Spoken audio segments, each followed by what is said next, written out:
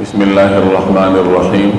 حضرت ابو ہریرہ رضی اللہ تعالی عنہ کی روایت ہے کہ نبی کریم صلی اللہ علیہ وسلم نے ارشاد فرمایا، جس کا مفہوم یہ ہے جب کچھ لوگ کسی جگہ پر مجلس کی شکل میں بیٹھیں اور اس میں اللہ کا ذکر نہ کریں اور نہ ہی نبی کریم صلی اللہ علیہ وسلم پر درود شریف پڑھے تو یہ مجلس قیامت والے دن ان کے لیے حسرت کا باعث ہوگی۔ یہ مسند احمد کی روایت کا مفہوم ہے۔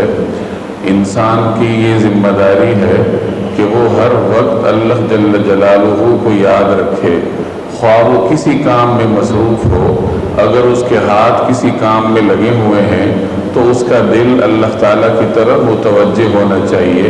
قرآن کریم میں ایک جگہ اللہ تعالیٰ نے عقل مند لوگوں کی علامات یوں بیان فرمائی، الذین یذکرون اللہ قیاما، کہ عقل مند لوگوں کی صفات یہ ہیں کہ وہ اللہ کو یاد کرتے ہیں قیاما و قعودا، چاہے وہ کھڑے ہوں یا بیٹھے ہوں۔ وَيَتَفَكَّرُونَ فِي خَلْقِ السَّمَاوَاتِ وَالْأَرْضِ، اور زمین و آسمان کی تخلیق میں غور و فکر کرتے ہیں۔ گویا عقل مند لوگ وہ ہوں گے جو کھڑے ہوں، بیٹھے ہوں یا پہلو کے بل لیٹے ہوئے ہوں، ہر وقت اللہ جل جلالہ کو یاد کریں اور یا پھر اللہ تعالیٰ کی قدرت کے بارے میں غور و فکر کریں۔ گویا کہ کبھی انسان زبان سے اللہ کو یاد کرتا ہے اور کبھی اللہ تعالیٰ کی قدرت کے بارے میں غور و فکر کرتا ہے۔ غور و فکر بھی عبادت ہی کے زمرے میں آتا ہے۔ تو جو آدمی یہ کام کرتا ہے وہ آدمی عقل مند کہلائے گا۔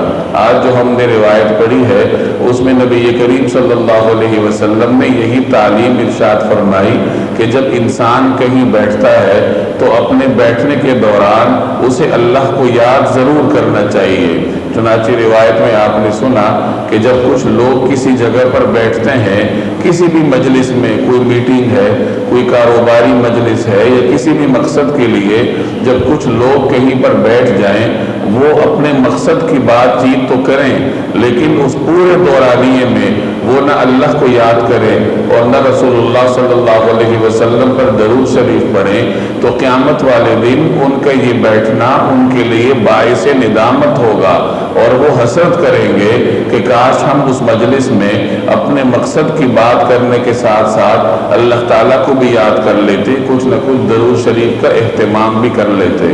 تو خلاصہ یہ نکلا کہ انسان ہر وقت اللہ کو یاد کرے، جب بھی کہیں بیٹھے تو اپنے کام کی بات کرنے کے ساتھ ساتھ اللہ جل جلالہ کے ذکر کی بات بھی چھیڑ دے، رسول اللہ صلی اللہ علیہ وسلم پر درود شریف پڑھنے کا بھی اہتمام کرے۔